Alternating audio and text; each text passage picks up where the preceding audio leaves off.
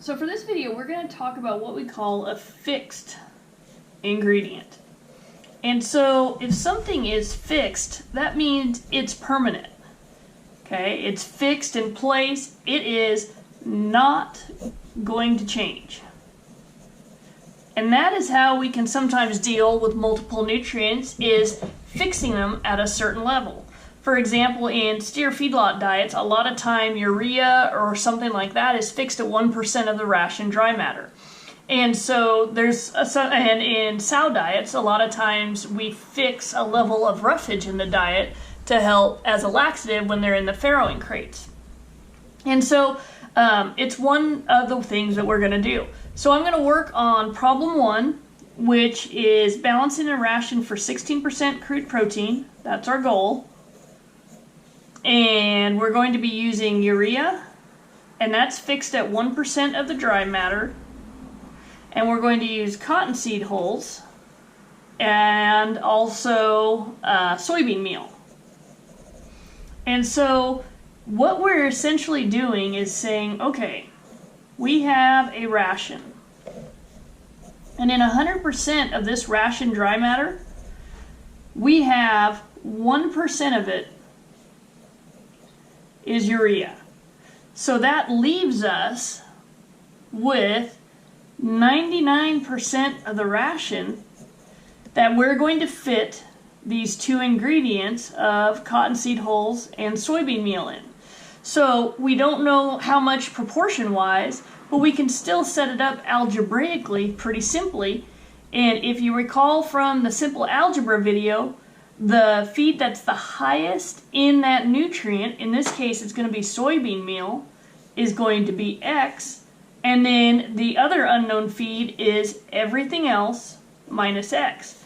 In this case, our everything else is 99% because we have 1% accounted for with urea. And so that's how we treat a fixed ingredient. So what this space is called sometimes in nutrition is slack space. So we have a certain amount of slack space that we're going to fit our other unknown feeds into. And so if we go into the textbook and we look up urea, we find that urea it's a crazy number, okay? So let's get all of our data.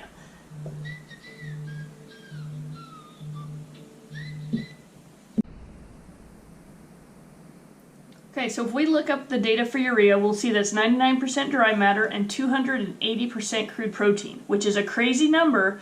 But remember from the approximate analysis, protein is the amount of nitrogen times 6.25. That's our estimate. So it's like 40-something% nitrogen, which makes it the crude protein equivalent of 280%. And that's a lot of reasons why urea gets fixed into ruminant diets at very small amounts. Then if we look up the cottonseed hulls, we'll see that they are 91% dry matter, and they have next to nothing for protein, 4.5% protein. And then the soybean meal is 89% dry matter and 49.9% crude protein. So now what we can essentially do is set up an algebra equation.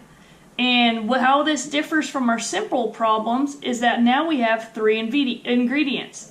So this is our goal of 16%, and that's going to equal the amount of crude protein from urea, which is going to be 2.8, because we got to have the decimal form, so we're moving the decimal, times 1, plus the protein, 0.045, times the cottonseed hulls amount, 99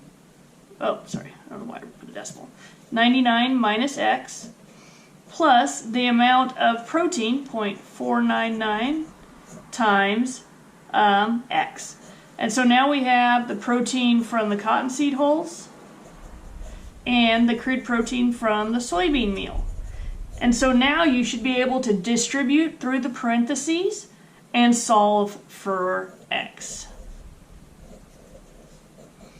And so that's kind of how we're dealing with the fixed ingredients is that we're creating slack space, and we just have to determine how much space we have available to put our other two unknown ingredients in. So, for example, if something was fixed at 5%, we'd have 95% slack space. And so that can change depending on the situation. But give that a shot and see what you can do with the fixed ingredient problems.